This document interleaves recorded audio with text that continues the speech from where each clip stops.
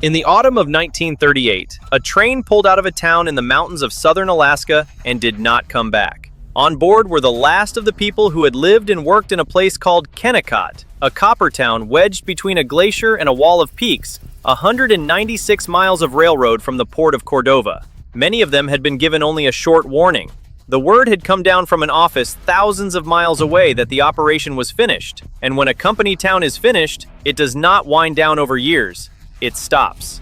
People packed what they could carry, boarded the train, and rode down out of the mountains. And behind them, they left a 14-story mill painted deep red, standing against the ice, full of machinery that would never run again. They left furniture in the houses. They left records in the offices and equipment in the shops. They left a whole modern town, one of the most advanced of its kind ever built, sitting intact in the wilderness, as if everyone had gone to bed one night and simply never gotten up.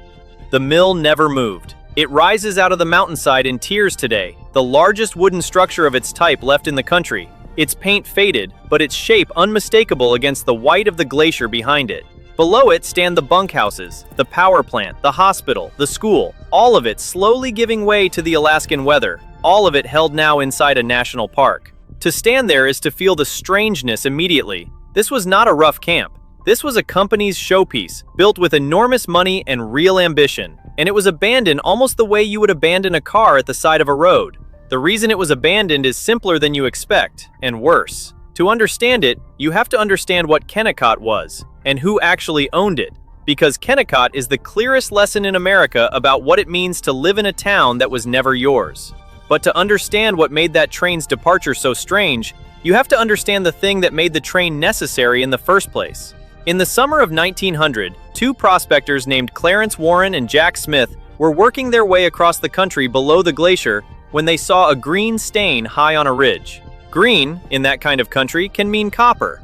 They climbed to it, and what they found was almost beyond belief. It was not a vein threaded through ordinary stone. It was a cliff face of exposed copper ore so rich that samples ran as high as 70% pure. For comparison, a copper mine in the modern world can be profitable on ore that is well under 1% copper. Warren and Smith had found ground that was, in places, more than half metal. They filed a claim and called it the Bonanza, and the name for once was not an exaggeration. It was very likely the richest concentration of copper ore ever discovered.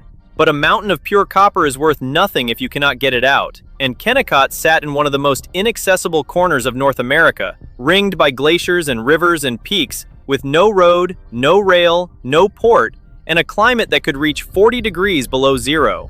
Ordinary miners could never have developed it. What it took was capital on a scale only a handful of people in the world could command. And so the story of Kennicott stops being about two prospectors on a ridge and becomes about the men who bought what they found. A group of the wealthiest interests in the country came together to develop the deposit. The financier J.P. Morgan and the Guggenheim family formed a combine that became known as the Alaska Syndicate, and they poured money into the wilderness on a scale that had rarely been seen. The first and hardest problem was the railroad. To carry the ore to the sea, they needed to build a line nearly 200 miles long, from the port of Cordova up through river valleys and across glacial terrain to the mines. They hired an engineer named Michael Heaney, who had already done the near impossible once by building a railway through the mountains of the far north. It took 4 years of brutal, dangerous work. There is a name worth knowing in the making of Kennicott, a young mining engineer named Stephen Birch. It was Birch who, in the years after the discovery, did the hard work of securing the Bonanza claims and convincing the great financiers that this impossible deposit was worth the fortune it would take to reach. He became the central figure in turning a green stain on a cliff into an industrial empire, and in time, he rose to lead the Kennecott Copper Corporation itself.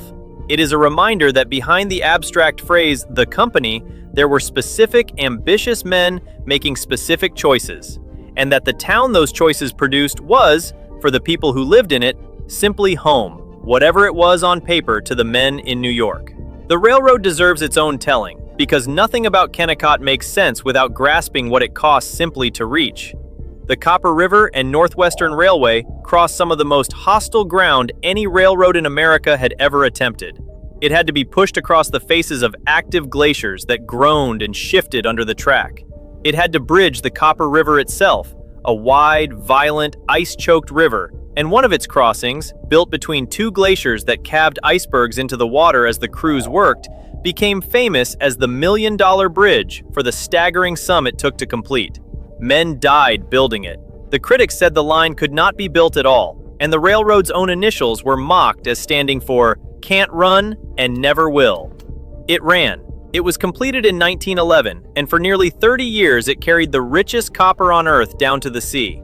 But the railway solved only one of Kennecott's problems. The harder one was the people. What the Syndicate built at the top of that railroad was not a mining camp. It was a company town in the fullest sense of the term, and that phrase is the key to everything that follows. Kennecott was owned in its entirety by the Kennicott Copper Corporation. The company owned the mines and the mill and the railroad. It owned the houses the workers slept in, and the store where they bought their food, and the school their children attended, and the hospital where they were treated. It set the wages, and it set the prices, and it set the rules. To draw workers to a place this remote and this cold, the company paid better than almost any mine in the lower states, and it built genuine comforts. But everything a worker touched there belonged to the company, and that fact sat quietly underneath the good wages like the ground underneath the snow. Life inside the town was a strange blend of frontier isolation and corporate modernity. The mill itself was the heart of everything, a 14-story building stepped down the mountainside through which the raw ore descended stage by stage as it was crushed and sorted and concentrated, gravity doing much of the work as the rock moved downward. Around the mill spread the apparatus of a real town. There was a hospital with modern equipment, unusual for such a remote place. There was a school, electricity, central steam heat against the appalling cold, a general store, a post office, bunkhouses for the single men, and separate, better housing for the managers and their families. Because a company town reproduces the company's hierarchy in its very streets. In the long, dark winters, people skied and held dances and made their own entertainment, sealed off from the rest of the world by snow and distance for months at a time. What the company had built to move the ore itself was strange in its own right. The copper did not come from a single hole, but from a cluster of mines strung along the ridge high above the mill, with names like Bonanza, Jumbo, Motherlode, Erie, and Glacier. They were bored deep into the mountain and linked by miles of underground workings, some of their entrances perched on ledges thousands of feet above the valley, reachable by trails and by the aerial tramways that were among the engineering marvels of the place. Buckets of ore rode those cables down the mountainside to the mill, swinging over cliffs and ice in all weather. Men worked those high tunnels in brutal cold and thin air, and lived much of the year in bunkhouses at the mine mouths, coming down to the town below only occasionally. The whole operation was a vertical world. The ore at the top, the mill in the middle, the railroad at the bottom, and gravity and cable and rail moving the wealth relentlessly downward and out. The mill itself was a triumph of extraction. The ore descended through its 14-step stories, crushed and sorted and concentrated at each level. And because Kennecott's ore was so extraordinarily rich, the company invested in additional processes, including an ammonia leaching plant, to chemically recover copper that the mechanical concentration left behind. Very little was wasted because there was so much value in every ton that squeezing out the last of it paid. This is part of why the numbers were so staggering, and why, when the richest ore was finally gone, there was so little reason to continue. A mill built to wring the maximum from the best ore on Earth had nothing to do with ordinary rock, and ordinary rock, hauled 200 miles to the sea, was worth less than the hauling. Consider how completely the company controlled that world. Kennecott itself was a dry town. No alcohol, no saloons, no gambling, none of the disorder that had defined the old gold camps a generation earlier.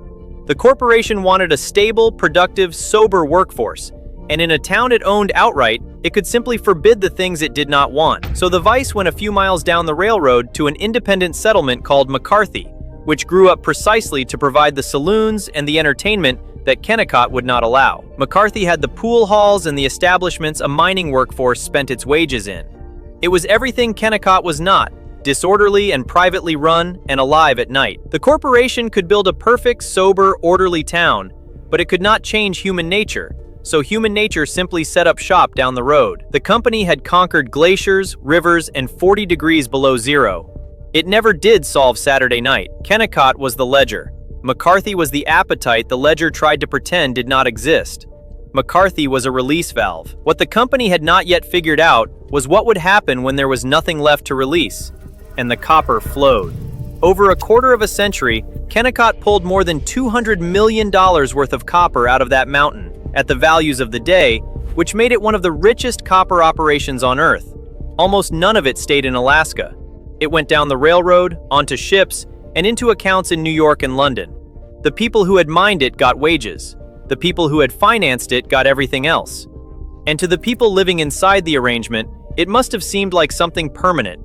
All of it sat on top of an ore body that had been running out since the day they found it. And then, quietly, the arithmetic that had built Kennecott began to run the other way. Kennecott existed to extract one deposit of ore. The richer the ore, the faster it goes, and Kennecott's ore was the richest there was. The end, when it came, was driven by more than one pressure at once, but they all pushed the same direction. Through the 1930s, the price of copper fell hard, as the Great Depression crushed demand for the metal that wired the modern world. At the same time, the richest of the ore, the 70% bonanza rock that had justified the whole impossible enterprise, was largely gone. What remained was lower grade and deeper, and hauling ordinary ore 200 miles out of the Alaskan interior in a collapsed copper market made no financial sense. Quick note before we carry on. I put together a field guide to 24 of these places, where they are, what happened to them, and whether you can still get in. Coordinates for every site and an honest note on the ones that are already gone. Scan the QR code on the right or the links in the description if you want it. Now back to it. And in a company town, when the numbers stop working, there is no debate, no town meeting, no vote. There is only a decision made elsewhere by people to whom the town is a line on a page. That decision came in 1938. The corporation Stephen Birch had spent his life building to reach the ore was the same corporation that now decided the ore was finished. The name at the top of the company had not changed. Only the arithmetic underneath it had. The corporation determined the operation was no longer worth running, and it closed Kennecott down. This is the moment that separates Kennecott from almost every other ghost town in America. Most abandoned places die slowly. That is how the gold towns of the previous century went. Bodie and the rest of them. Their people drifting away over decades, each departure a private decision made around a kitchen table. Kennecott did not die that way. Kennecott was switched off. The mines closed, the mill fell silent, and the railroad that had taken 4 years and untold suffering to build simply stopped running. The stories that survive describe a swift departure. Workers told the operation was ending, families given little time, the last train down the mountain in November of that year. Some accounts, told and retold, insist that people left food on the tables and possessions in the houses in their haste. And whether every such detail is literally true, they capture something real about the speed of it. A town of that size does not usually empty in a season. Kennecott did. Think about what that reveals, because it is the heart of the whole story. The people of Kennecott had built lives there. They had married there and raised children there. They had made it, against every natural obstacle, into a real community, but none of it was theirs. Not the houses, not the streets, not the future. The town had been created by a corporate decision, and it was ended by a corporate decision. And the human community that had grown up inside it, real as it was, had never been anything more than a byproduct of an industrial process. When the process ended, the community was simply released, the way a factory releases steam. There was no cruelty in it particularly. There was just arithmetic. And that is somehow worse, because it means no one even had to be a villain for a whole world to end. It is worth remembering that families lived here, not just laborers.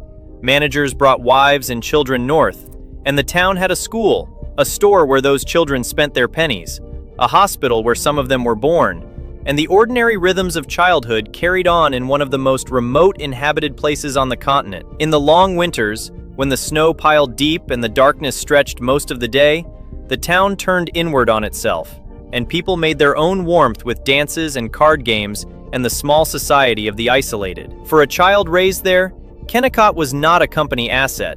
It was the whole world, the mountains and the glacier and the red mill, the fixed points of a childhood. And then, one autumn, the adults were told it was over, and that entire world was folded up and carried down the mountain on a train, and the children who had known nothing else watched it go.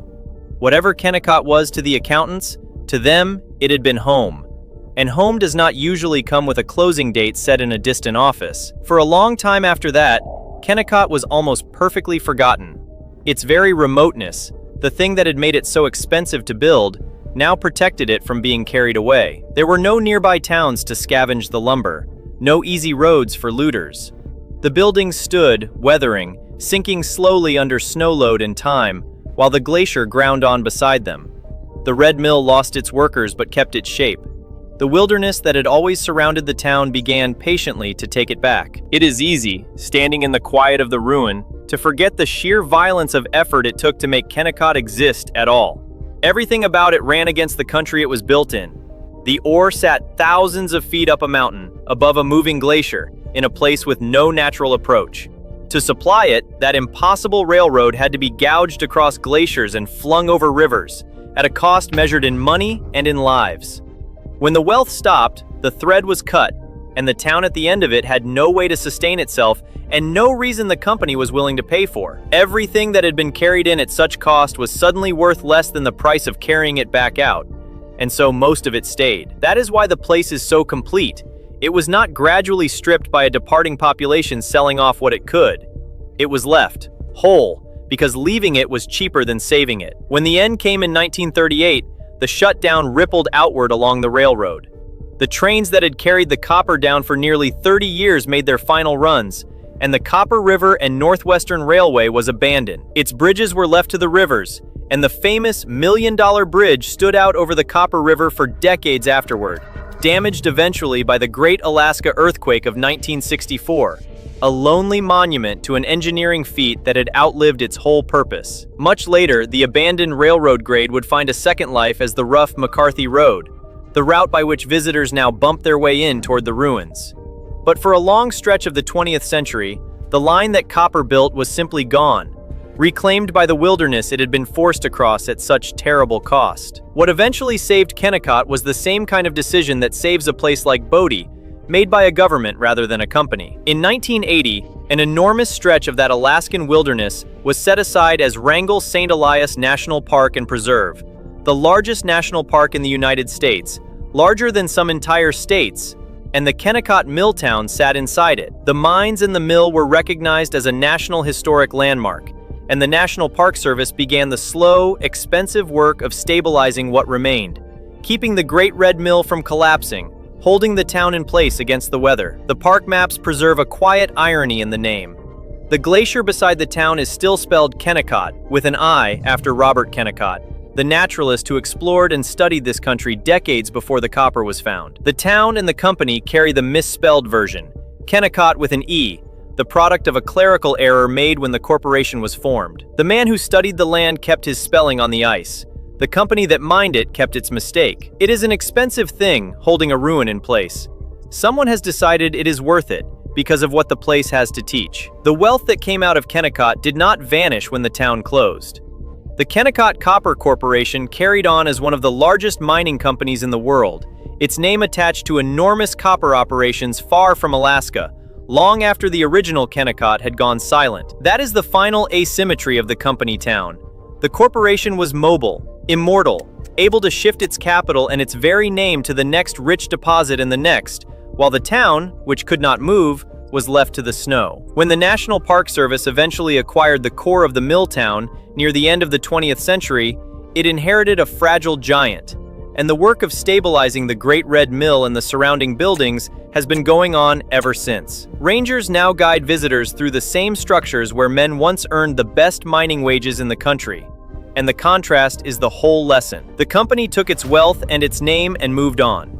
The place stayed exactly where it was because a place is the one thing in this story that never had a choice. And that is the meaning Kennecott leaves behind. And it is a sharper version of the lesson every abandoned company town teaches.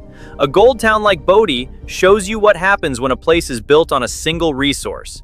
Kennecott shows you something more pointed, which is what happens when a place is not only built on a single resource, but is owned entirely by the single company extracting it. In that arrangement, the people who actually live the life of the town, who make it a human place, hold none of the power over whether it continues. Their homes are the company's homes. Their jobs are the company's jobs. Their future is a decision on a balance sheet in a city they have never seen. As long as the ore is rich, the arrangement can look generous, even benevolent, all those good wages and modern comforts. But the generosity was never a promise. It was a cost of doing business. And the moment the business ended, so did everything that had depended on it.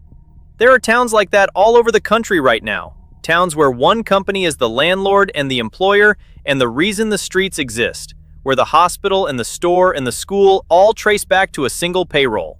They do not think of themselves as Kennecott. They think of themselves as home.